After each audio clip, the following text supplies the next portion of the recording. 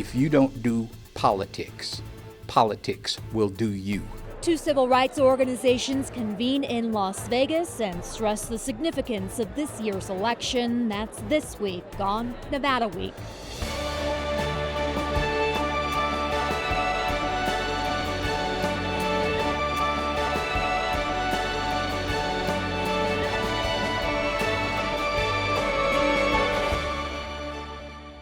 Support for Nevada Week is provided by Senator William H. Hernstedt. Welcome to Nevada Week. I'm Member Renee Dixon, joining you from the NAACP convention at Mandalay Bay. Maria Silva is at UnidosUS. We'll check in with her ahead. And that's the convention that President Joe Biden was supposed to speak at on Wednesday, but he had to leave Las Vegas early after testing positive for COVID-19. That was after he spoke at this conference. I'm truly honored to be here, to meet at this tense moment in this country, and it is a tense moment. Just a few days after the assassination attempt on Donald Trump, we're grateful he was not seriously injured. We continue to pray for him and his family. It's time for an important conversation in this country. Our politics has gotten too heated. I've said the Oval Office on Sunday night, as I made clear throughout my presidency, we all have a responsibility to lower the temperature and condemn violence in any form. You've got to remember, in America, we're not enemies, we're friends, we're neighbors, we're fellow Americans. Most importantly, we must fully and firmly reject not only political violence, but violence of any kind.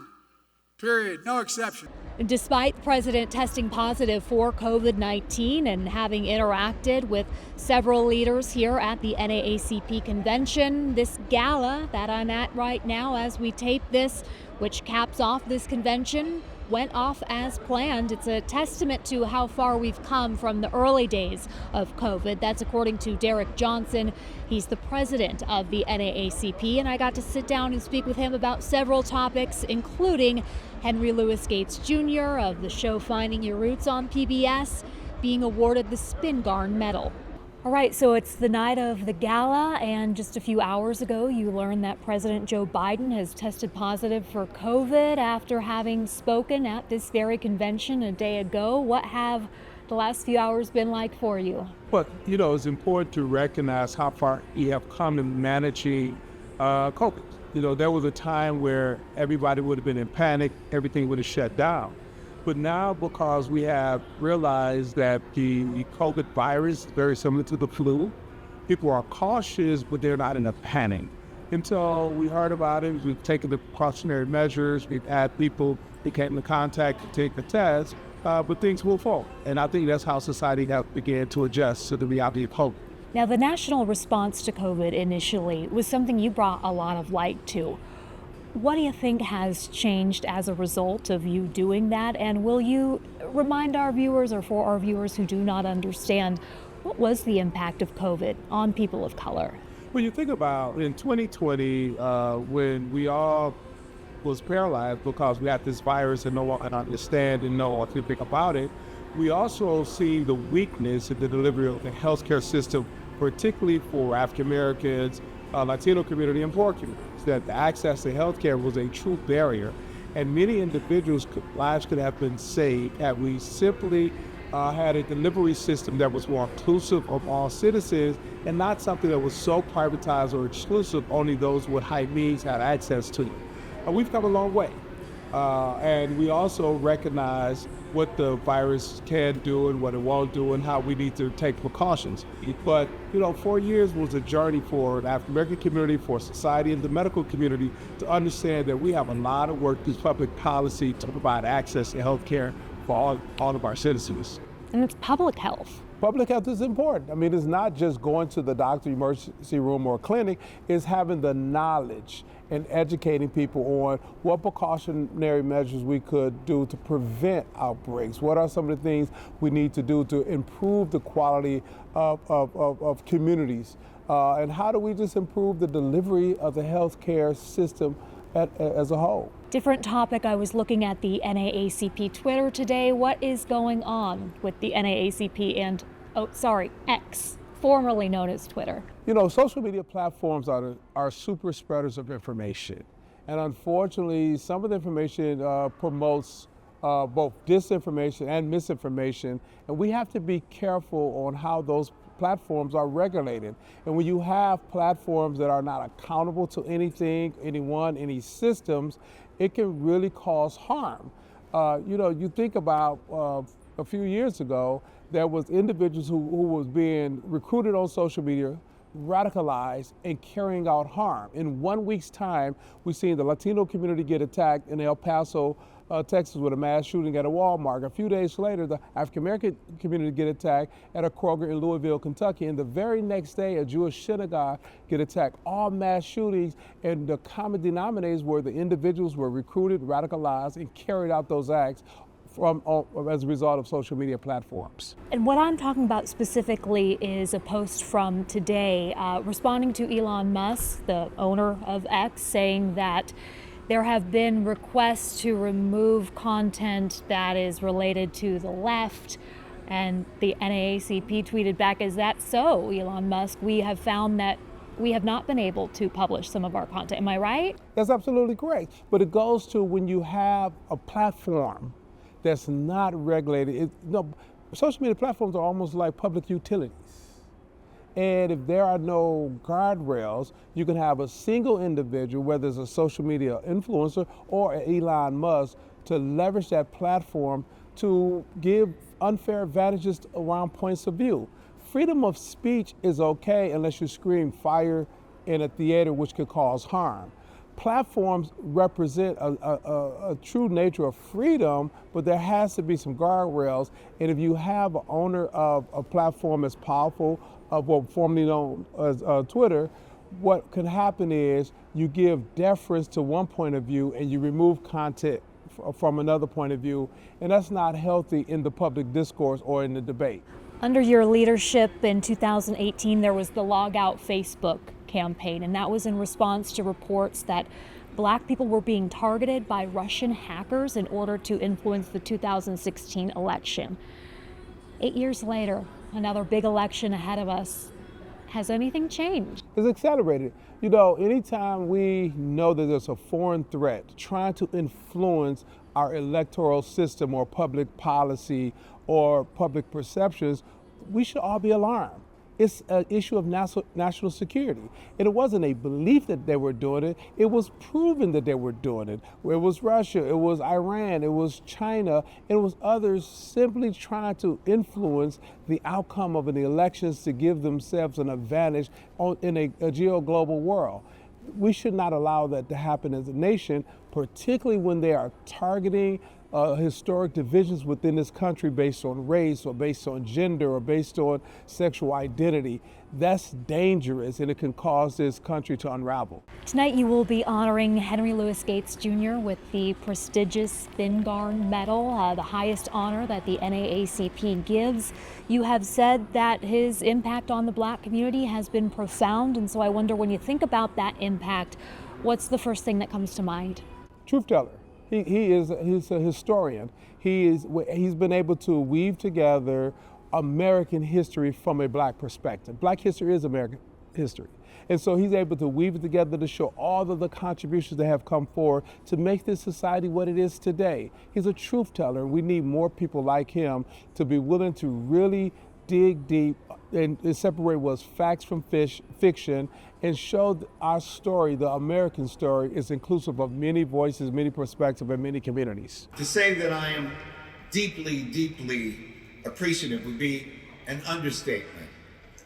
Let me say that I am mindful of the signal honor of being the first scholar of African American literature, as Evelyn mentioned, to be accorded this award. And also one of the few active teaching professors.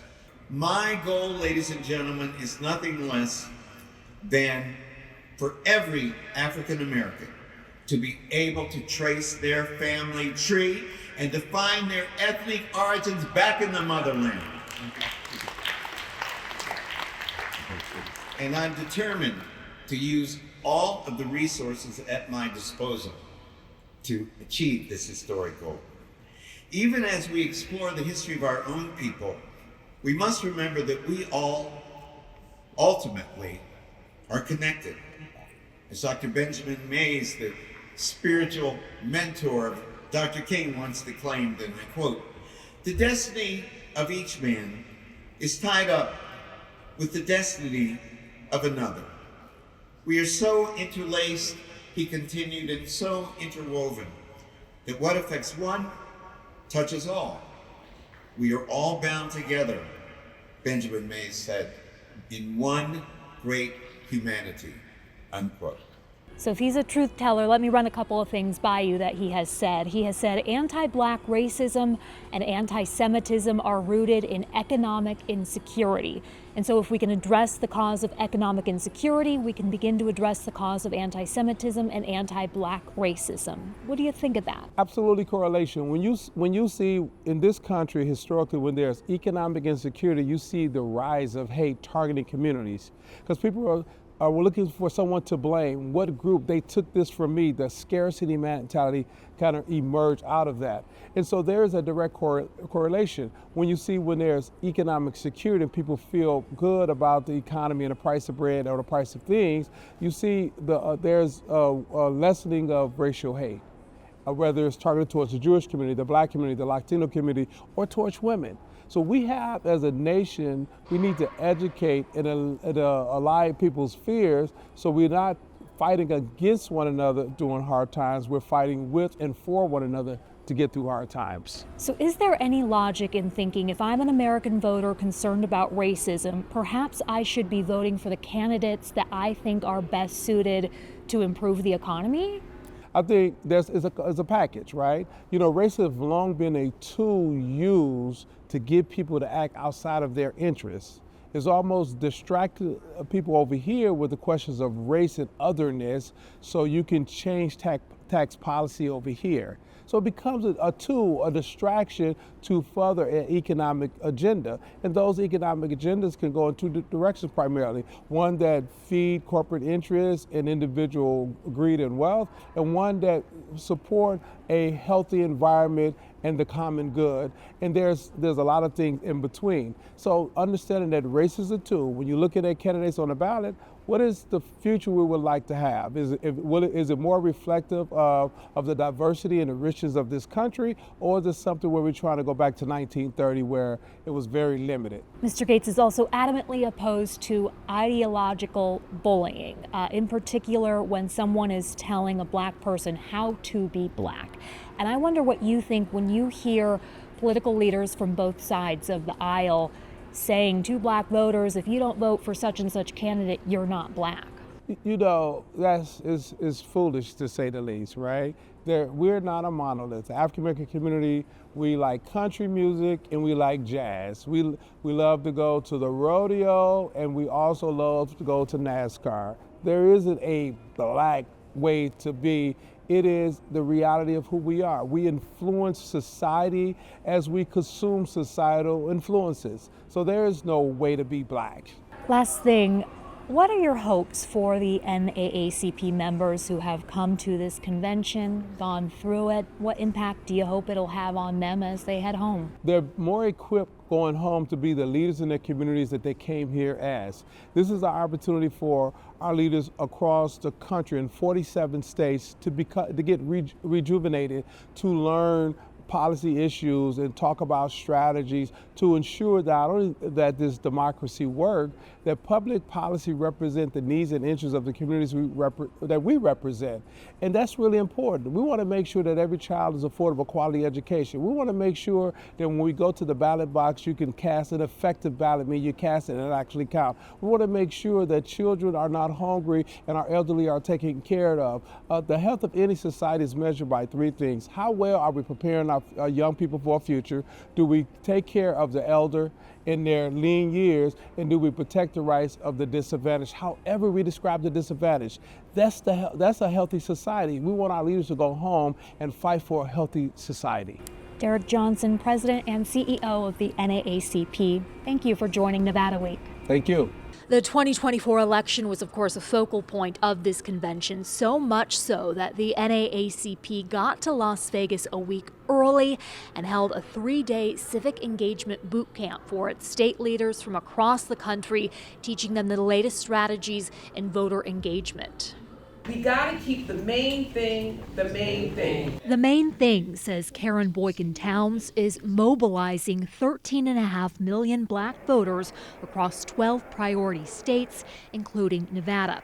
The vice chair of the NAACP National Board of Directors was one of several speakers working to motivate state leaders of the civil rights organization at a civic engagement boot camp. And what we know to be true is that if we do the work, and we turn out black folks in these areas where we have populations, we can save this democracy. Period, point blank. Among those doing that work will be boot camp participants Serena Washington and Chandler Cooks. They showed a lot of data and showed how certain messages reach certain groups and what's effective, what's ineffective. Understanding additional strategies that can help us to reach folks is important. We can't rest on our laurels like we know everything. It's the third boot camp the NAACP says it's held around its annual convention, and the focus on the day that we attended was messaging. Not just what you say, but how you say it and who you say it to. So you've got a lot of angst with voters, and I think one thing to take away from that is you got to acknowledge where they are. If you come out and you say, oh, everything's great, like we've had the best economy in the last decade and black unemployment is at the lowest, but folks aren't feeling it, then it just feels like a false sale, right? Like you're just trying to sell them something that isn't real. Taking it back to more of a cultural basis, right? We think about who are those influential folks in our community that we really should be engaging, because that center of influence will literally affect an entire community. I'm thinking of just recently we talked about our big mamas and our aunties and our grandmamas, like all those women or men in our community that are so influential. We have to engage them. If you don't do politics, politics will do you. Leon W. Russell is chair of the NAACP National Board of Directors. People were talking, and some fella said something about other folk coming into this country to take black jobs. And so we raised the question, what the hell is a black job? A black job is to vote. Now, we are nonpartisan, but we ain't stupid. How nonpartisan do you think your remarks were in there? I didn't call any names. I think I talked about issues. If you look at what I said, I talked about issues that impact people's lives. My call is for people to examine those issues and then make a decision about candidates based on how those candidates will deal with those issues. Housing insecurity, especially here in the Las Vegas Valley, is huge. Folks are nervous. They're scared. They're like, well, how are we going to become a homeowner when we can't raise the funds to support our lifestyle now? How are we going to be able to support our children? How are we going to find food to eat? Those are the issues Serena anticipates Nevada voters will want to talk about. Armed with an NAACP voter guide. Those voter guides were able to do compare and contrast and a lot of fact checking around what candidates stand for, what they voted for if they've already been in elected office. And the strategies she says she's learned here. She says she's ready to educate and motivate her community. Oftentimes we find that our residents don't have the time to do their research about who's running and what their platform is. We try to take that opportunity to do that research for them and then educate them on what the various positions are. And then they can make informed decisions on their own from that. The affordable housing issue that Serena Washington mentioned, that was talked about briefly by President Biden on the same day that his administration released a plan that calls on Congress to implement a cap on how much rent can be raised each year. That cap would be at 5%, and it would be applied to landlords who own more than 50 units. We move now from this convention, the convention of the oldest and largest civil rights organization in the U.S., to the convention of the largest Latino civil rights group in the U.S. That's UnidosUS. It was held at the MGM Grand, and that's where we find Maria Silva. Amber, we are saying bienvenidos a Las Vegas. Welcome to Las Vegas to 1,500 attendees here at the UnidosUS Annual Conference.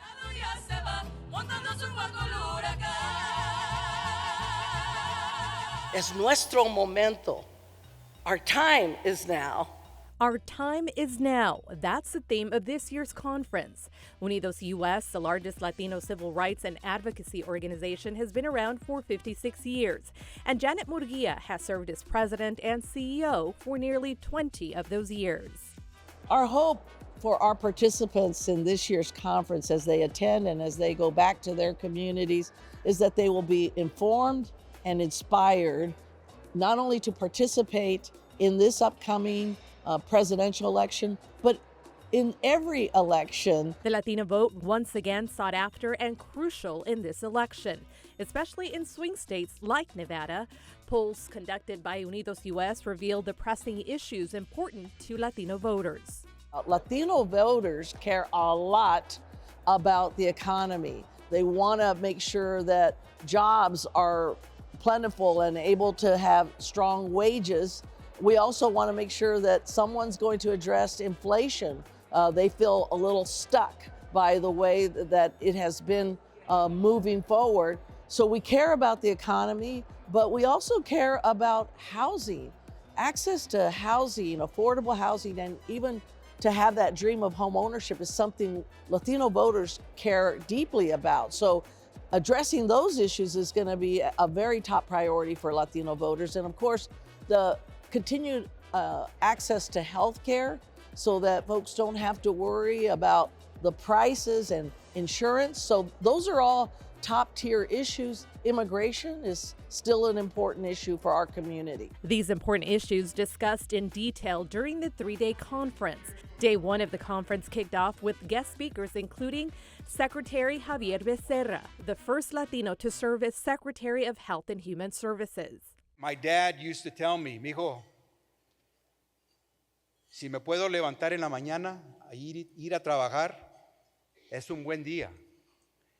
And I suspect for a lot of these folks, the fact that they could get up today, that you had your conference here, you gave them a chance to come to work, as hard as it might be, it's a good day.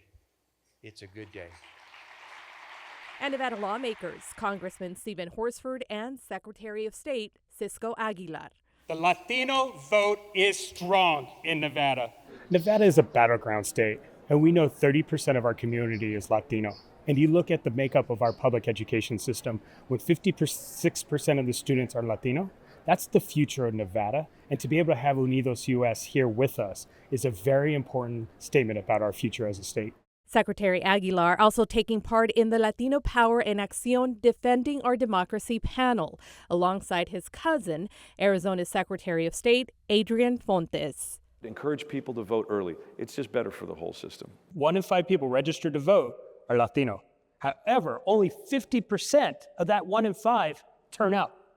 And if you look at how close our elections are, you increase turnout 3-4%, you're going to flip the dynamic of some races. Civic engagement, a big part of the organization's mission. Through our network of community-based organizations, we provide support for those who are interested in becoming citizens and making sure they're supported and receive all the classes and then see them through to the day that they actually can become citizens. Congratulations, you are now U.S. citizens. Round of applause. Mildred Abarca, and I am now a U.S. citizen. Proud new U.S. citizen Mildred Abarca was one of 30 Nevadans from 12 countries who took their oath of allegiance at a naturalization ceremony held at the Clark County Government Center. I'm so honored for this day and for this privilege, especially being a Mexican, young Mexican. I was brought here when I was 4 years old, and it took me 30 years for this journey, but I'm here now and I accomplished my American dream. So I'm able to vote now, so I'm so honored for that as well. The naturalization ceremony, one of several community events UnidosUS helped organize while in town, also teaming up with Community Services of Nevada and other nonprofit organizations and community sponsors for a backpack giveaway and resource fair at the East Las Vegas Community Center. Our network of 300 community-based organizations across the country serve our community members through programs and services, but also in promoting advocacy of policies. So we want them to feel empowered to make a difference in their communities and do not only what's best for the Latino community, but what we believe will be in the best interest of the country going forward. Here's another great way that UnidosUS is giving back to our local community. Check this out. This is called Hecho en Las Vegas, Made in Las Vegas. It's an artisan market where local business owners get to sell their handcrafted items as well as their fine art. And here's the best part. They get to keep 100% of the profits. That's pretty awesome.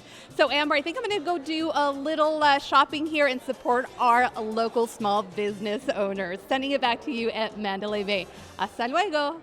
Gracias, Maria, and gracias to you, our viewer. Thank you for watching. For any of the resources discussed on this show, go to vegaspbs.org/Nevada Week, and that is also where you can find our Nevada Week in-person interviews, including our interview with Quentin Savoy. He is the president of the Las Vegas branch of the NAACP. Again, vegaspbs.org/Nevada Week, and I'll see you next week on Nevada Week.